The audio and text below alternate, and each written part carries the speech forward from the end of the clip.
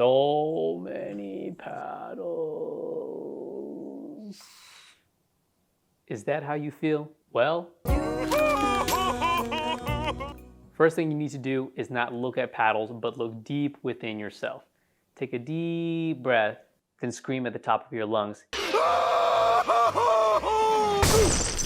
Because if you were anything like me, you were, or maybe you still are, currently overwhelmed by the sheer number of choices out there. First thing you probably want to do is determine your budget. There are a lot of different options out there at varying price points, and this is an easy way to eliminate some options in the decision-making process. Okay, so the next step in choosing a pickleball paddle is to determine your playing style. Are you an aggressive player who likes to hit hard shots, or are you a control/defensive player and prefer finesse shots?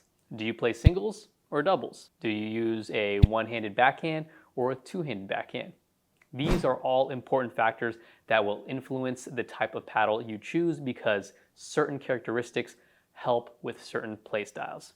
If you don't know your style, then don't worry. Just keep swimming, just keep swimming. And maybe this video will help give you some insight. Okay, so after budget and style, the next thing you want to look at is the core thickness. Choosing the thickness of your core can be very important. Even if a paddle is built with the same specs, but the core thickness changes, it can drastically impact how it plays. Thin core paddles are typically 14 millimeters or less, while thicker core paddles are 16 millimeters or greater. Paddles with thinner cores are typically lighter, faster to swing, and provide more power, but are usually considered to have less control. They're great for players who are more aggressive, like to attack, and speed up the ball. On the other hand, paddles with thick cores are usually a bit heavier and provide more control and less power. They're ideal for players who want to be able to drop the ball from all areas of the court and have a more control/defensive oriented play style, focused on dinking, resetting, and drops. Next up, we got shape to consider. Shape is usually categorized into two main categories, typically an elongated paddle versus a more standard shaped paddle. Elongated paddles are usually around 16.5 inches long by 7.5 inches wide. Standard paddles are usually less than 16 inches long and are 8 inches wide. If you are a more aggressive player who likes to attack, speed up balls, hit drives, then an elongated paddle might be the right choice for you. Now, if you are a more control-centric player that really values your drops, resets, counters, and finesse shots, then a shorter paddle with a larger sweet spot may be the best option. Next up, we got the weight of the paddle, which is also an important factor to consider. The rule of thumb is that you want to play with the heaviest paddle you can comfortably play with for your average play session without feeling any pain or fatigue. In terms of performance, a heavier paddle can provide more power, is usually more stable, has a more comfortable feel, but it can also cause fatigue over time. In contrast, a lighter paddle is fast and very maneuverable, good for quick volley exchanges at the no volley zone, but you may sacrifice a bit of power and comfort. Choosing the right weight comes with experience just playing the game.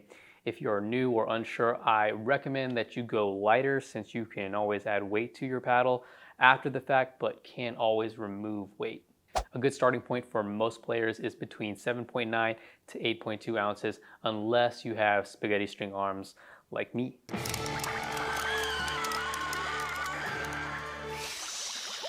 Just kidding, 7.9 to 8.2 ounces is where most paddles feel substantial enough to strike the ball comfortably, but not so heavy as to potentially cause injury or pain. Speaking of comfort, an often overlooked but very important trait to consider when selecting a paddle is the grip size. The grip size of a paddle should be comfortable for your hand size. If the grip is too small or too large, it can affect your grip and your overall performance. Most paddles nowadays come in a standard 4.25 inch grip circumference. You basically want your index finger to be able to fit snugly between the base of your thumb and the rest of your fingers while gripping the paddle. The grip size of the paddle should be comfortable for your hand size. If the grip is too small or too large, it can affect your grip and your overall performance. The next thing to consider is the paddle material. Pickleball paddles come in a variety of materials, including but not limited to sugar, spice, and everything nice. Just kidding. Those are things you find in the kitchen, and you won't find me in the kitchen, like some other paddle reviewers out there. Oh yeah. No way. No way I'm in that kitchen.